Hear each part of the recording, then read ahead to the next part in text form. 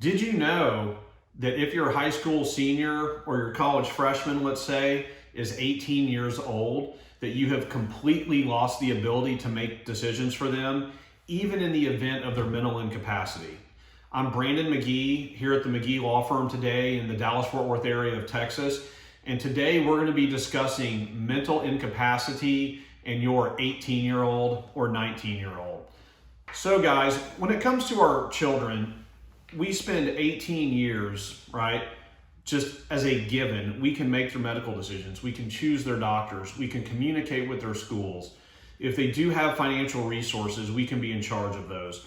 Once our children turn 18, they are legally adults. Many of them may not seem to have the maturity level for that. Many of them may be very undisciplined and maybe uninformed in how to lead their life as an actual adult.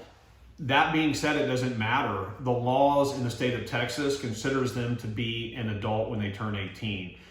And one of the big ramifications of that, guys, is that when they turn 18, if they lose their mental capacity, let's say it could be an accident, for example. Somebody could be in a bad car wreck, they could have a head injury, and they could end up in a coma. Now, of course, we hope that if this were to happen, that it's going to be something that's temporary and the person will regain their mental capacity.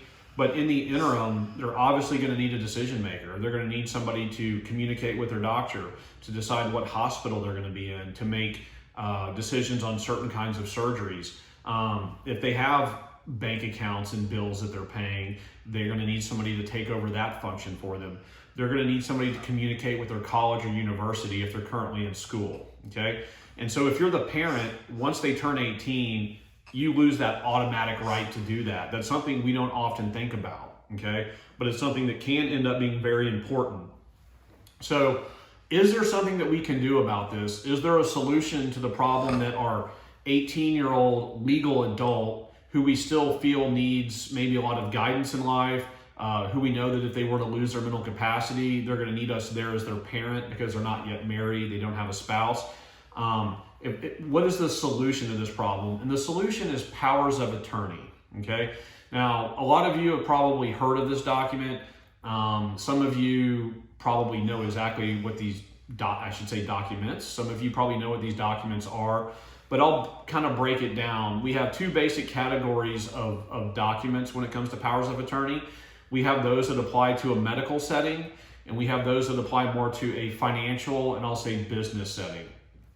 So when it comes to your 18-year-old, 19-year-old, your college student, if they become mentally incapacitated and you have a medical power of attorney and a HIPAA release form at a minimum, you'll be able to not only get their medical records with the HIPAA release form, but the medical power of attorney will allow you to make their medical decisions, to determine what doctor they're going to see, what hospital they're going to be in, those kinds of things. On the other side of it, we have a statutory durable power of attorney. And the purpose of the statutory durable power of attorney is to manage pretty much everything else that they may have going on in life. They may own a car and you may need to sell the car, or you may need to continue insurance on the vehicle or get the vehicle registered if they're incapacitated. If they're a college student, they're probably going to have a bank account. They may have a debit card, and that would allow you to step into their shoes and to manage things with the bank, to access their accounts. If they have any bills that they're paying through the account, you can pay those on their behalf. Also, this document, the statutory durable power of attorney, will allow you to basically communicate with their school, to step into the shoes where they would normally be the one to decide, find out what are my grades. I need to communicate with this professor. I need to communicate with admissions, different organizations within the college that they need to communicate with. You would be allowed to do that. You would be their decision maker and their communicator on their behalf while they were mentally incapacitated. So I know the last thing we want to think about when our kid turns 18 and maybe they're a senior in high school or they're about to go off to college, the last thing that we want to be thinking about is that something bad's going to happen to them, that they're going to be in a medical condition that renders them mentally incapacitated.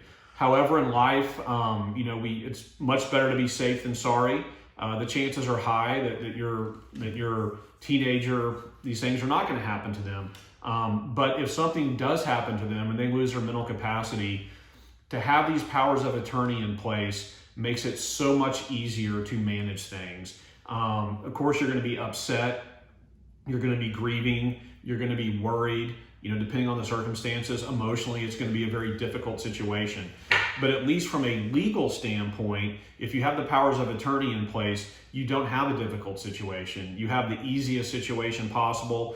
You can immediately step up and become their decision maker, kind of become their manager, so to speak, until hopefully, God willing, they get better, regain their mental capacity, and then can start making their decisions again on their own. So I want to encourage you guys who just watched this, if you're interested in this topic or any other estate planning topics, please reach out to us here at the McGee Law Firm in Texas. We're at McGeelawdfw.com. That's the easiest place to find us. Thank you so much.